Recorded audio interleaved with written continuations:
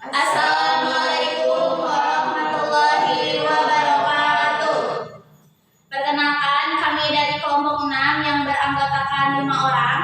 Di sini saya Siti Nuraisa, di sebelah kiri saya Detiana Priani dan Gilang Zikri, di sebelah kanan saya ada Siti Ani Maharani dan Pani Muhammad Ramdan.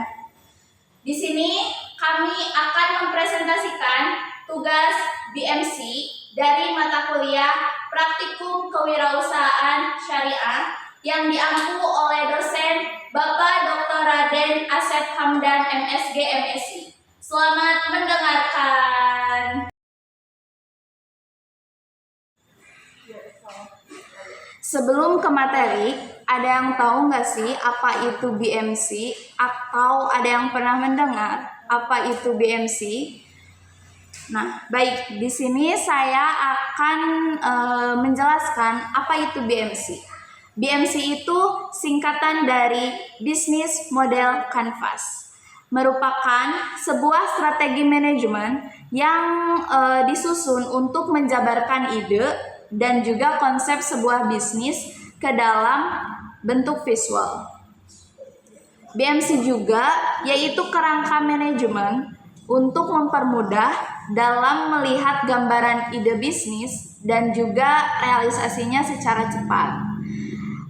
Jika dibandingkan dengan bisnis plan yang sudah berpuluh-puluh halaman, bisnis model Canvas ini jauh lebih ringkas karena disusun ke dalam satu halaman saja. Oleh karena itu, kerangka bisnis ini paling populer di kalangan bisnis startup. Nah, pada awalnya bisnis model Canvas ini diperkenalkan pada tahun 2005 oleh seorang entrepreneur yang berasal dari Swiss, yaitu Alexander Osterwalder di dalam bukunya yang berjudul Business Model Generation. Nah, di dalam buku tersebut ia menerangkan mengenai framework sederhana yang mempresentasikan unsur-unsur penting yang ada di dalam model bisnis. Baik, BMC itu ada 9 unsur. Yang pertama adalah customer segment.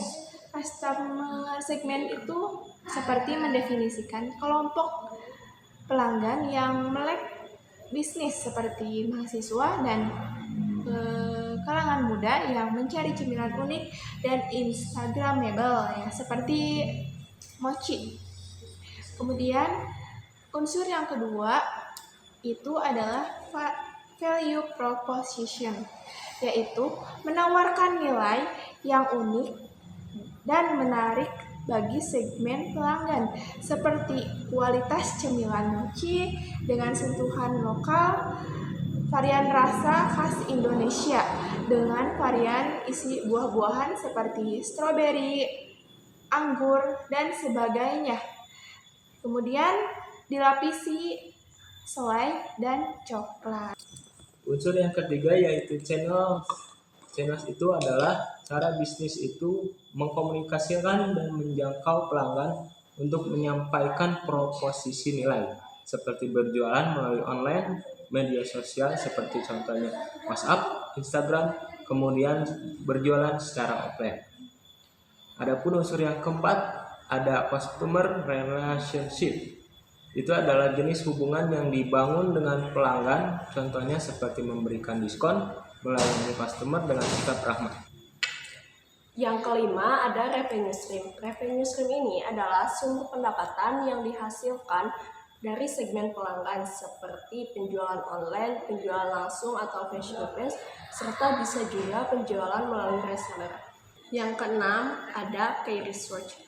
Key research adalah aset yang penting untuk membuat model bisnis bekerja, seperti dapur produksi yang berstandar higienis, tenaga kerja yang terampil dalam membuat mochi, bahan baku berkualitas, merek dagang, dan kemasan produk yang menarik.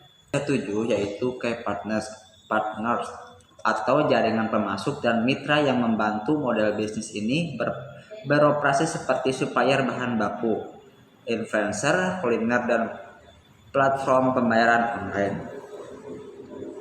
Terus yang kemudian unsur yang kedelapan ada key activities, yaitu kegiatan penting yang harus dilakukan untuk model bisnis ini berfungsi seperti memproduksi mochi dengan kualitas premium, riset dan pengembangan varian rasa baru, pemasaran melalui media sosial, dan yang terakhir pengelolaan keuangan.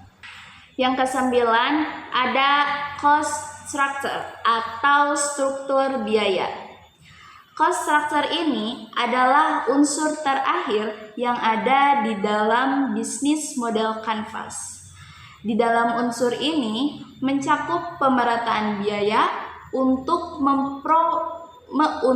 mengoperasikan bisnis sesuai dengan value proposition-nya, yaitu yang terdiri dari biaya produksi alat dan kemasan, biaya pemasaran, biaya promosi, serta biaya gaji karyawan.